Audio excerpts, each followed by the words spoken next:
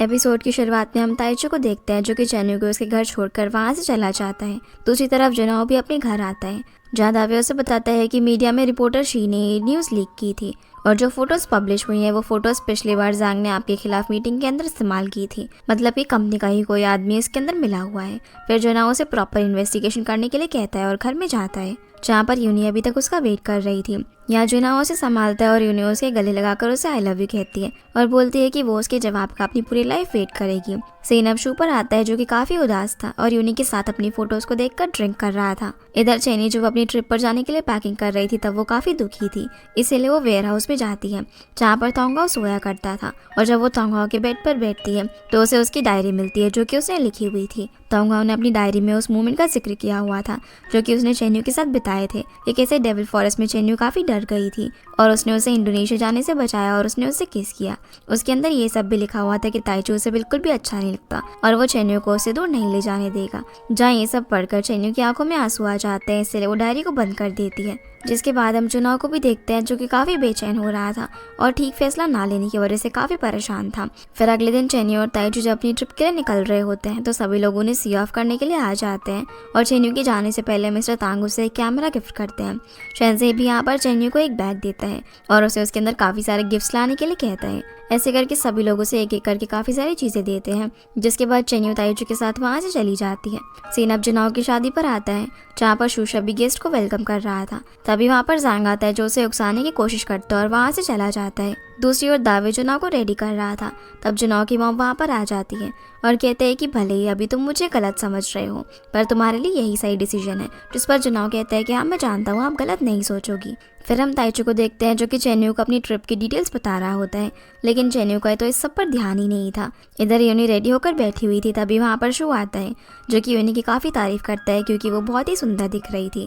लेकिन शू उसे एक बार शादी के लिए फिर से सोचने के लिए कहता है जिस पर यूनी कोई भी जवाब नहीं देती और उससे पूछती है कि क्या जुनाओ रेडी है। तो शू वहाँ से जुनाओ को चेक करने के लिए जाता है जहाँ उसके पास जाकर वो उसे बताता है कि सेरेमनी आधे घंटे में शुरू हो जाएगी। वही रास्ते में ताइचू चेन्यू से उसकी उदासी का कारण पूछता है तो चेन्यू बताती है कि उसे अपने पास्ट को बुलाने के लिए टाइम चाहिए, इसलिए वो कंट्री को छोड़ने का डिसीजन लेकर श्योर नहीं है।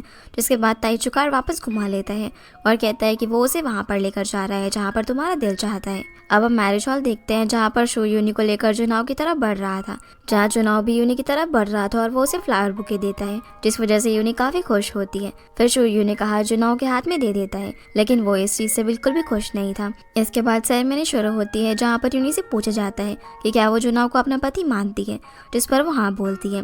लेकिन जब जुनाओ से ये बात पूछी जाती है कि क्या वो यूनी को अपनी पत्नी मानता है तो जुनाओ कुछ भी जवाब नहीं दे पाता और गहरी सोच में चला जाता है, जो देखकर सभी गेस्ट हैरान रह जाते हैं और बातें बनाने लगते हैं। इतने में वहाँ पर चेन्यू की ताइचू के साथ एंट्री होती है जिन्हें यहाँ पर देखकर मिसेस शेन उनके आने का रीजन पूछती है तो चेन्यू कहती है कि वो तो यहाँ पर सिर्फ उन्हें ब्लेसिंग्स देने के लिए आई है। लेकिन गेस्ट चेन्यू को यहाँ पर देखकर आपस में बातें करने लग जाते हैं और यूनी को भी चेन्यू का यहाँ पर आना बिल्कुल भी अच्छा नहीं लगता है, इसलिए वो दुखी होकर रोने लगती है और यहाँ पर उसे धीरे धीरे सब कुछ दिखाई भी देने लग जाता है।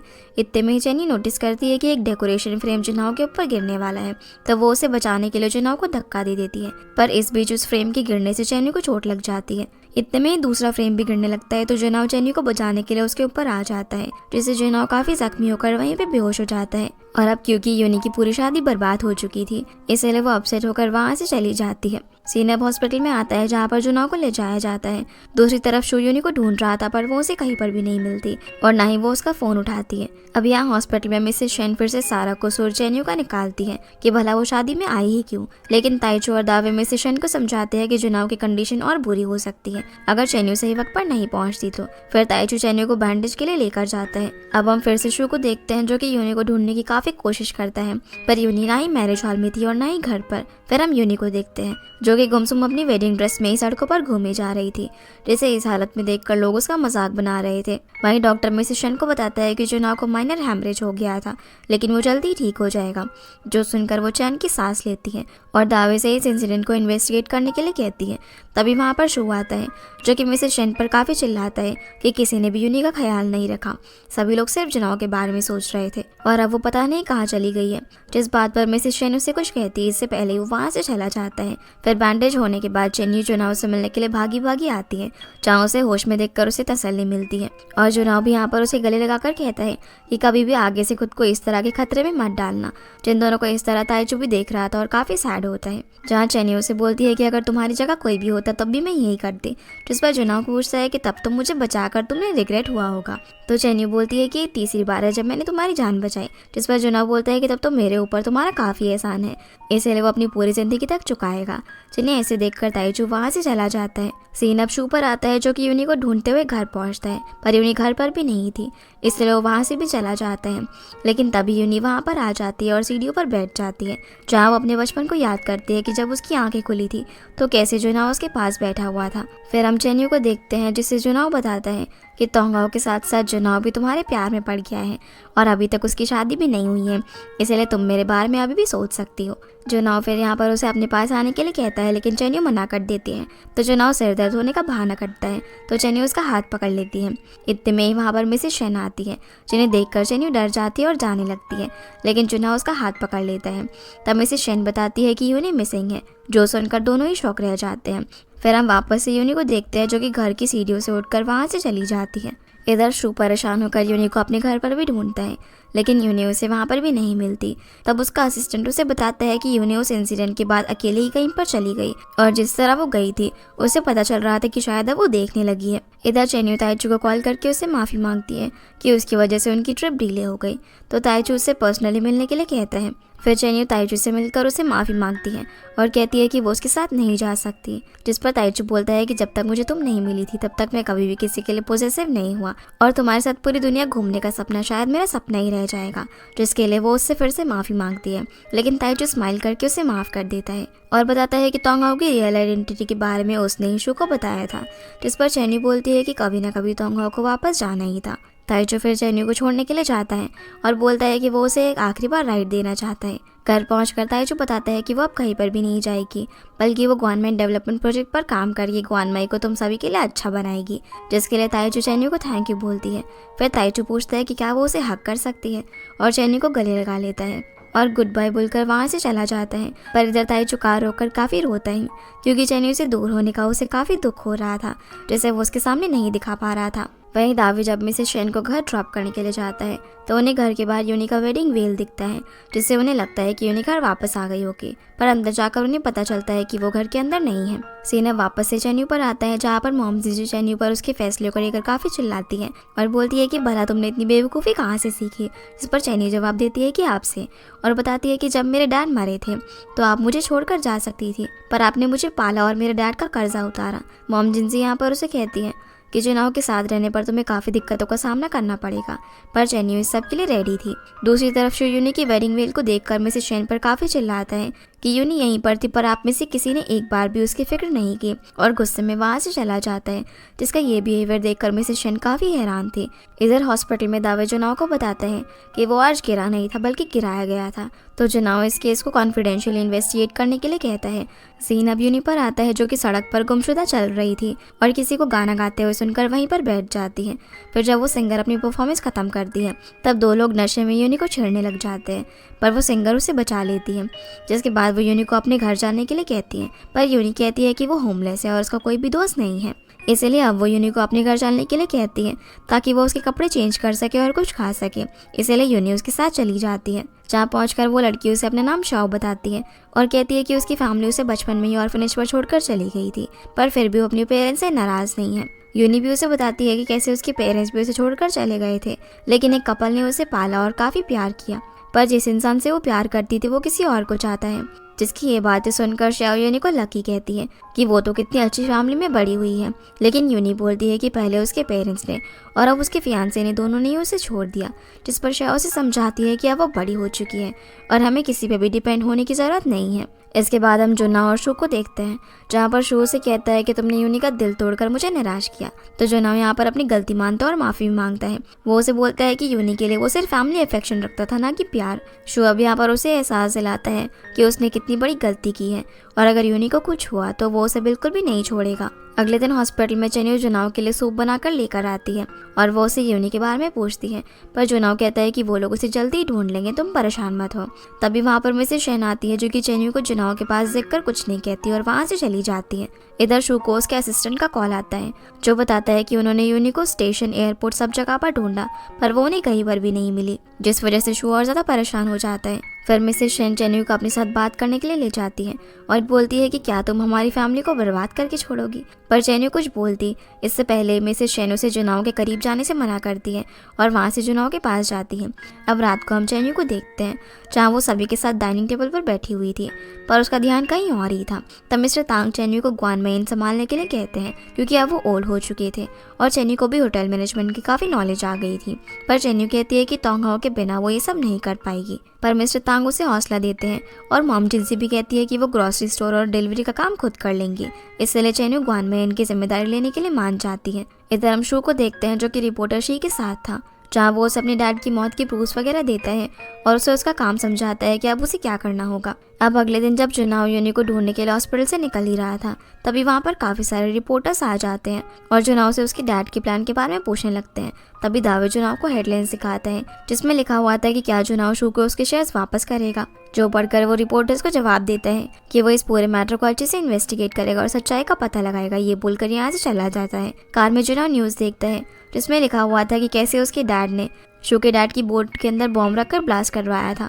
इसलिए वो घर जाकर अपनी मॉम को इस बारे में पूछता है। तब उसकी मॉम कहती है कि तुम्हारे पापा ऐसे इंसान नहीं थे। तो जुनाओ बोलता है कि वॉइस रिकॉर्डिंग में डैड ने शू के फादर को फोर्स किया था, लेकिन वो इस सारी सच्चाई का पता करके ही रहेगा। इतने में उस दावे का कॉल आता है जो बताता है कि आपके डैड के पुराने असिस्टेंट आपसे मिलना चाहते हैं। आगे हम देखते हैं कि चेन्नू ने ग्वान में इनको संभालने की जिम्मेदारी ले ली थी। तभी सोनाओ से जुनाओ की ब्रेकिंग न्यूज़ दिखाती है। सीन अब जुनाओ और उसकी मॉम पर शिफ्ट होता है जहाँ वो मिस्टर शेन के असिस्टेंट से मिलने के लिए गए हुए थे और यहाँ उन्हें पता चलता है कि ये सारी बात सच है कि उसकी डैड ने शू की डैड को मरवाया था, जो सुनकर दोनों काफ़ी ज़्यादा शॉक हो जाते हैं। तभी जुनाओ को चेन्नू का कॉल आता है पर वो उसका कॉल नहीं उठाता और उसके कॉल ना उठाने की वजह से वो काफ़ी परेशान होती है। सीन फिर सैमुअल कंपनी पर आता है जहाँ पर काफ़ी सारे रिपोर्टर्स आए हुए थे जिन्हें जुनाओ देख लेता है, इसीलिए दावे जुनाओ को दूसरे रास्ते से अंदर ले जाता है। हम जुनाओ के कैबिन में शू को देखते हैं जो जैंग को बताता है कि वो यहाँ पर जुनाओ का वेट कर रहा है, पर जैंग यहाँ पर शू पर काफ़ी गुस्सा कर रहा था और कह रहा था कि तुम्हारी वजह से कंपनी को काफ़ी लॉस हो रहा है, तुम्हें मुझसे एक बार डिस्कस कर लेना चाहिए था ये सब करने से पहले। लेकिन शू कहता है कि वो अपने तरीके से ही काम करता है, जो सुनकर जैंग वहाँ से चला जाता है। इधर जुनाओ ताइचू को गवर्नमेंट प्रोजेक्ट पर वापस आने के लिए थैंक्स कहता है, पर ताइचू से कहता है कि कंपनी लॉस की तरफ जा रही है, अगर यही सिचुएशन रही तो जीक्यू वेंचर अपना फंड वापस ले लेगी। पर जुनाओ अपनी तरफ से उसे भरोसा दिलाता है कि उसकी नौबत नहीं आएगी। फिर जब जुनाओ अपने कैबिन में जाता है तो वो शू को वहाँ पर देखकर उसे नजर नहीं मिला पाता और कहता है कि अगर मेरे डैड ने ये सब किया है तो वो उसकी पूरी रिस्पॉन्सिबिलिटी अपने ऊपर लेता है। शू से बोलता है कि मैंने तुम सबको अपना परिवार माना, पर तुम सब लोगों ने मुझे झूठ के साए में रखा और यूनी ने तुम्हें अपनी दुनिया माना था, पर तुमने उसे एक के बाद एक धोखे दिए और तो और जो एहसान मेरा, मेरे डैड का और यूनी का तुम पर है वो सब तुम्हें एक साथ वापस देना होगा। जिस बात पर जुनाओ बोलता है कि हाँ वो जानता है कि वो माफ़ी के लायक नहीं है, पर फिर भी तुम हमेशा से ही मेरे अच्छे दोस्त रहे हो। लेकिन शू यहाँ पर काफ़ी गुस्से में था और कहता है कि मैं तुम्हारी शक्ल भी नहीं देखना चाहता, इसलिए जुनाओ वहाँ से चला जाता है। दूसरी तरफ चेन्नू जुनाओ की न्यूज़ के बाद काफ़ी परेशान थी, पर तभी जुनाओ को उसे कॉल आता है जो उससे मिलना चाहता था।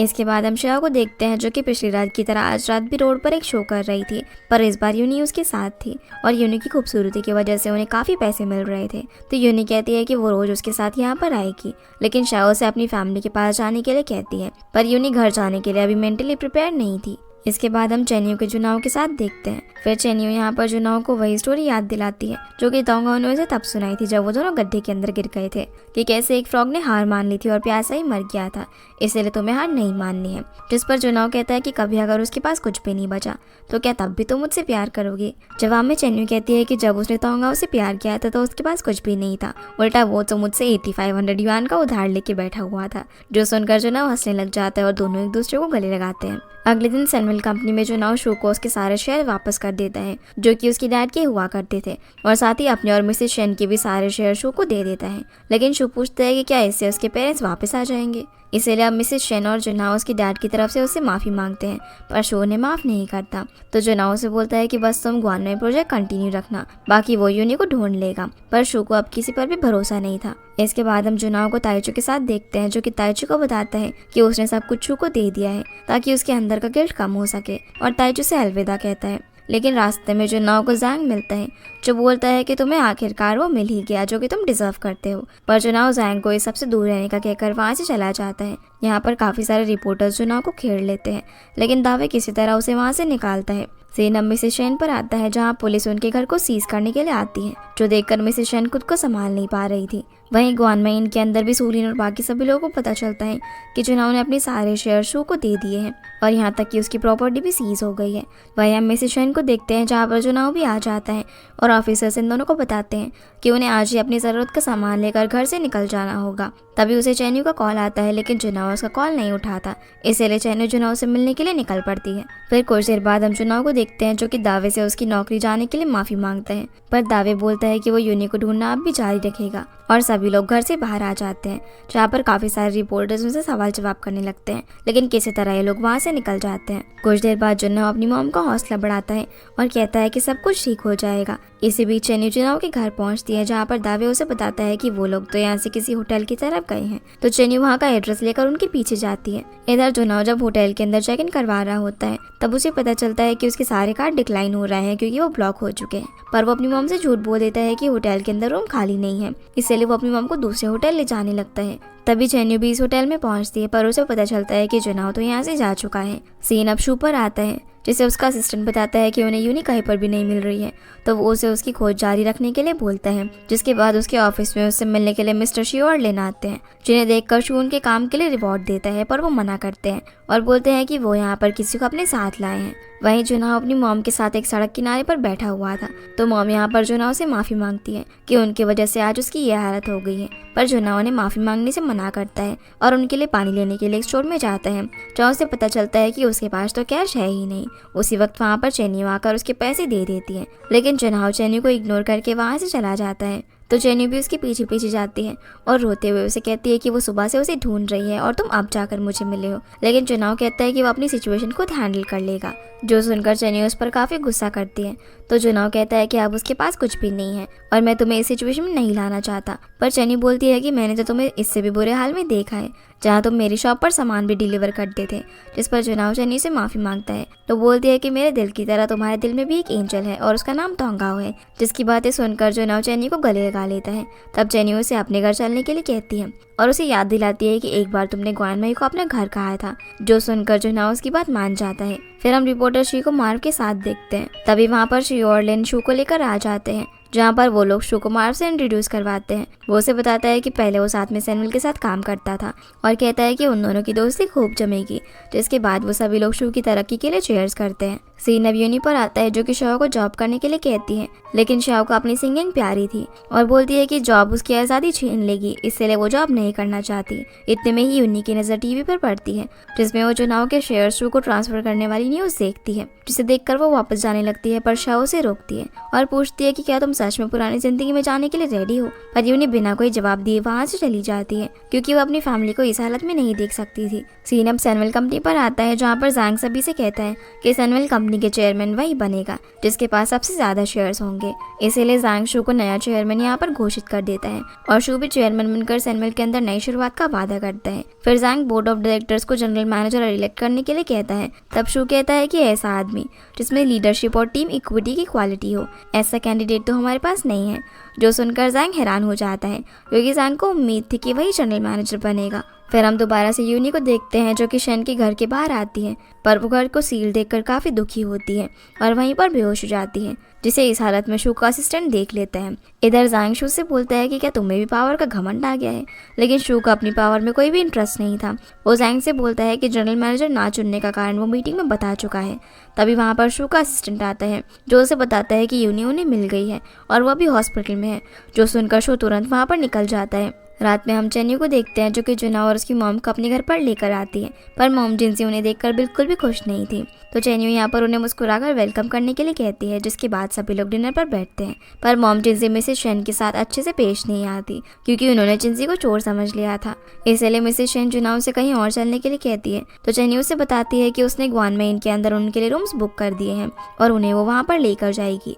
इतने में मिस्टर तांग के सारे एम्प्लॉयज आते हैं, जो कि तोंगहाओ को वापस देखकर काफी खुश थे। फिर सभी लोग डिनर करना शुरू करते हैं और तोंगहाओ और मिसेस शेन के आने पर चीयर्स करते हैं। इसी बीच मिसेस शेन को वॉशरूम जाना था, तो चेन्यू उसे वॉशरूम लेकर जाती है, पर मॉम जिनसी उस पर काफी गुस्सा करती है, क्योंकि वो ऐसे खाने को बीच में ही छोड़कर जा रही थी। जहाँ जोना अपनी मॉम की तरफ से माफी मांगता है। मिस्टर तांग यहाँ पर मॉम जिनसी को समझाते हैं कि उनके साथ अभी बहुत कुछ हुआ है, इसीलिए उनका खाना खाने का मन नहीं होगा, जो बात वो भी समझ जाती है। सीन अब हॉस्पिटल में शिफ्ट होता है, जहाँ पर डॉक्टर शू को बताते हैं कि यूनी को रिकवर होने में टाइम लगेगा और साथ ही वो मेंटल स्ट्रेस से गुजर रही है। तो डॉक्टर शू को उसका साइकियाट्रिक ट्रीटमेंट सजेस्ट करते हैं। फिर जब शू अंदर जाता है तो यूनी उसे जुना और मॉम के बारे में पूछती है, जिस पर वो बताता है कि वो ग्वानमई में है, लेकिन तुम्हें अभी रेस्ट करना है और कहीं नहीं जाना, और जो भी पिछले कुछ टाइम में इंसिडेंट हुए हैं उन सभी को भूल जाओ।